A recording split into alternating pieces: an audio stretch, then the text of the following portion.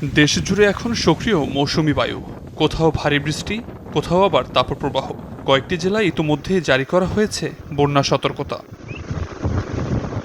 প্রকৃতির এমন বৃষ্টি, মেঘ, শিলাবৃষ্টি, বাতাস ও ঝড়ের গতিপথ সম্পর্কে তথ্য দেয় আধুনিক রেডার। দুর্যোগের নির্ভুল পূর্বাভাসের জন্য যা বিশ্বের সব দেশেই অপরিহার্য।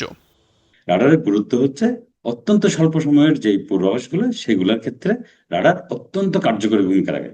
শুধু অত্যন্ত কার্যকরী ভূমিকা বললে হবে না, স্বল্প মেয়াদী পূর্বাভাসের মেরুদণ্ড হচ্ছে রাডার।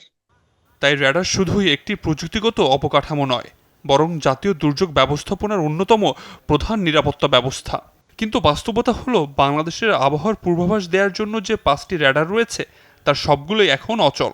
গত 4 তারিখ রাত্রি 8টার দিকে একটা ওখানে দমকা হাওয়া হয় এবং যার ফলে ওখানে ব্যবহৃত বৈদ্যুতিক ট্রান্সফরমারটি ড্যামেজ হয়, যার ফলে এখন রাডার স্টেশনে কোনো বৈদ্যুতিক পাওয়ার নাই, যার ফলে আমরা রাডার চালাতে পারছি না।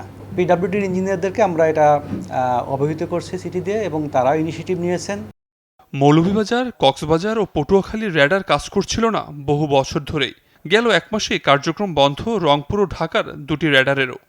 রাডার ডাটা প্রতি 3 মিনিট 5 মিনিট অন্তর অন্তর পাওয়া যায়। এই যে অত্যন্ত স্বল্প সময়ের মধ্যে তথ্যপত্র পাওয়া যায়, তার মাধ্যমে আবহাওয়ার গতি প্রকৃতি অত্যন্ত সূক্ষ্ম নিখুঁতভাবে কি করা যায়, পর্যবেক্ষণ করা যায় এবং পর্যবেক্ষণের প্রেক্ষাপট থেকে সেটার সাথে সম্পর্কিত যে দুর্যোগ আছে সেটার পূর্বাভাস তৈরি করা যায় এবং সেই পূর্বাভাস অত্যন্ত দ্রুততার সাথে কোন এলাকায় হবে সেটি জনগণকে জানিয়ে দেওয়া যায়।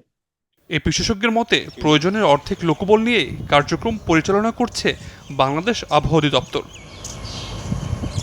আবির হোসেন, চ্যানেল 24, ঢাকা।